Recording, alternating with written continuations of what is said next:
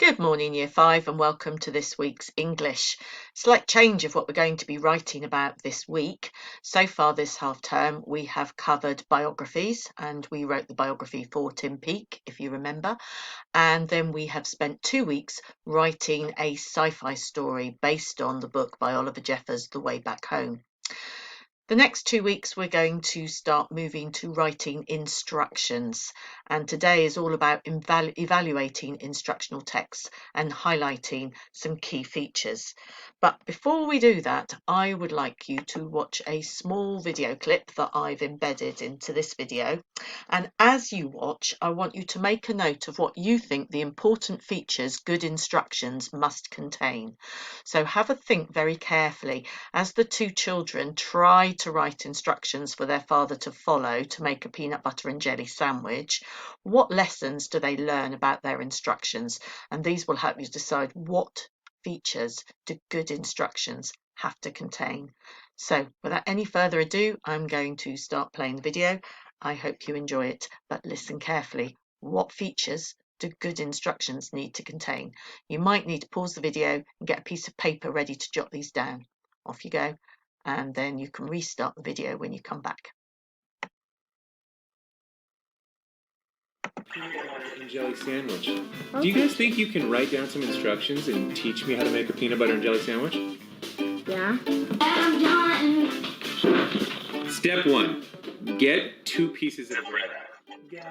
Get a butter knife and get some PB. Take 1 piece of bread, spread it around with the butter knife. No, Dad, with the peanut butter. I'm just doing what it says. It says take 1 piece of bread, spread it around with the butter knife.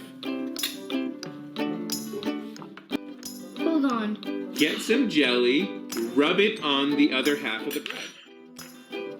No, Dad, open the jelly. Well, it doesn't say to do that. Put the breads together on top of each other. Take a big bite. This doesn't taste like a peanut butter and jelly sandwich. Fail. Yeah. Oh, yeah.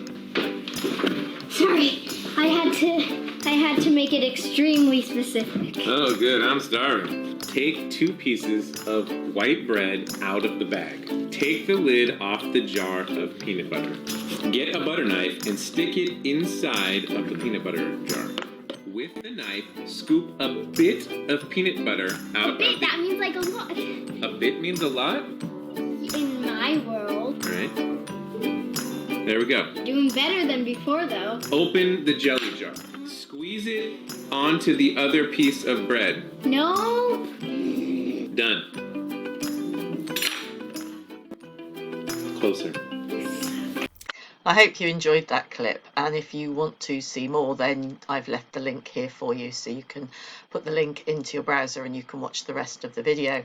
But I think what point that makes is, okay, that you need to make sure that your instructions are really clear.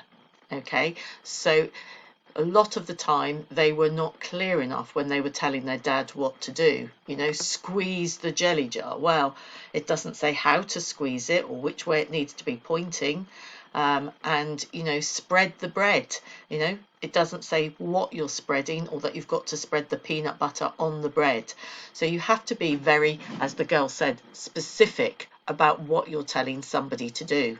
And in order to do that, we use something called imperative verbs. These are sometimes known lower down the school as bossy verbs. So things like put, place, get, okay?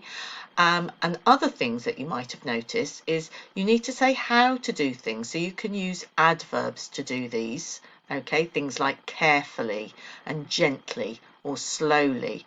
And you also need time conjunctions because you need to put your instructions in an order that's easy to follow. It's no good telling somebody to put the 2 pieces of bread together before you've actually put any peanut butter or jelly on the bread, because otherwise, okay, you're not going to end up with a peanut butter and jelly sandwich. You'll end up with an empty sandwich that's been eaten and then some peanut butter and some jelly on the side. So you have to think carefully about the order that things need to go in, and time conjunctions such as firstly, secondly, next, a little later after that, and finally will help you to order your instructions. Now, last week our writing was a space narrative where everything was fictional. You can't really jump off the moon back down to Earth, but we wrote it as though it was possible. This week's writing is very different. We want to write so our reader can understand how to use, make or do something. Our writing will need to be very precise and clear. So, this page explains what an instruction text needs. We know that the purpose of the document is to help the reader know how to make something, how to use something or how to do something. Now, in order for him to achieve that successfully, which is what we want the reader to be successful in carrying out these instructions. So we have to break them down into very simple, clear steps that they can follow in a logical order. We then need to explain them step by step as clearly and simply as possible. So in order to do that, we will need a title to say what's got to be achieved. And if possible, we'll need a list of ingredients or equipment that's needed that's really clear for them. So for example, when we're talking about ingredients, they'll need to know how much of something. You can't just say a bit or a lot. As the girl in the text in the video said, she said a bit of peanut butter, and she, but I meant a lot.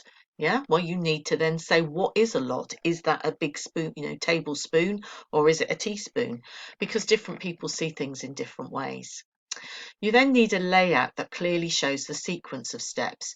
You might do this via bullet points or numbered steps, or you can use your time conjunctions to help order them. Firstly, secondly, after that, next, then finally. You might put in some labelled pictures or diagrams, especially a picture of the finished product so the reader knows what to aim for. I find this really useful when I'm cooking. If I've got a picture of what the final baking looks like, then I know what I'm working towards. And I'm sure if you're making things like Lego models, it's really useful if you've got a picture on the front of the box that shows you what the final model needs to look like, because then you can make sure as you're building it that you're not making any silly mistakes. The other things you might want to add on are some organisational devices such as boxes for extra information. You might put some warning symbols down if there's any danger in what they're going to be doing in making or they're handling anything that might be harmful. So let's have a look. Let's have a look at this text. This is a recipe, and it is a revolting recipe for slimy sandwiches. Notice the spelling pun. It is a deliberate pun. It's not a spelling mistake. So this is my title. So immediately I know what I've got in this text. It's a revolting recipe and it's for slimy sandwiches. Then I've got a bit of an introduction. This quick recipe feeds 3 hungry witches and makes a tasty midday snack. So I already know, okay, that this is a tasty midday snack. It's not going to be a big evening meal, and it's going to feed 3 hungry witches. Okay, so if I've got 6, I'm going to have to double the recipe. So it's very clear what it is this recipe is doing. It then tells me what I'm going to need. I'm going to need the following ingredients: a pint of sour milk, 501 grams of dandruff, I hope you've had your breakfast already, a handful of horsehair, 2 pairs of rat's eyeballs, 2 slices of stale mouldy bread, 250 grams of sugar, a teaspoon of bat's blood, and 13 grams of crushed toenail clippings. Lovely. So that's the ingredients that you would need to collect together in order to make this midday snack. You'll also need the following equipment: a set of weighing scales, a teaspoon, a large cauldron, a wooden mixing spoon, a small serving plate, and a small knife.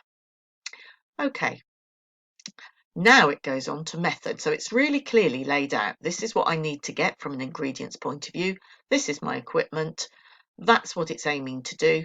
And this is how I'm going to do it.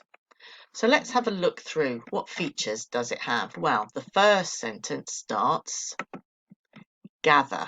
So immediately, okay, I've got an imperative verb there. Gather all your equipment and ingredients together. Remember to wash your hands before you start preparing and cooking. Then firstly, so this is the first thing, once I've got everything together, the first thing I'm going to do is make sure you have the correct quantities of all the ingredients in advance. You'll need to weigh the dandruff, sugar and toenail clippings carefully. So I've got an adverb here. Avoid using too much dandruff as this will make the mixture too crunchy. Then number 3, begin by pouring the pint of sour milk and the 501 grams of dandruff into the cauldron. Carefully use a wooden spoon to gently mix these ingredients together. Next, add the horsehair in the mixture and stir thoroughly for 3 minutes. Concentrate, there should be no lumps present in the mixture. So it's telling you that you really need to focus to make sure you get rid of all the lumps in the mixture.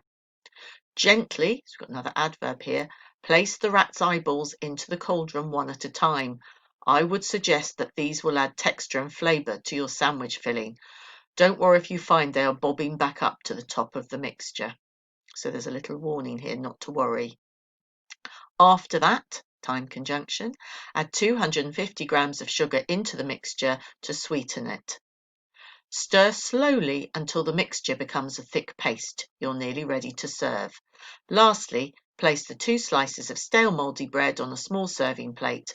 When you have done this, conclude by using a small knife to spread the mixture between the slices.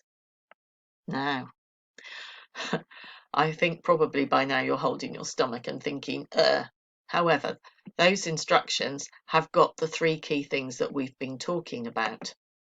So, what I would like you to do is to go back through the text. You'll have to pause the video in a minute. There is a copy of it on the Google Drive that you can refer to. And you'll need to, on a piece of paper, make yourself a little table with imperative verbs, time conjunctions, and sentence openers. And then I want you to go back through, okay, the passage that we've just looked at and pull out all the imperative verbs, make a list of them, all the time conjunctions, make a list of them, and all the sentence openers and make a list of them.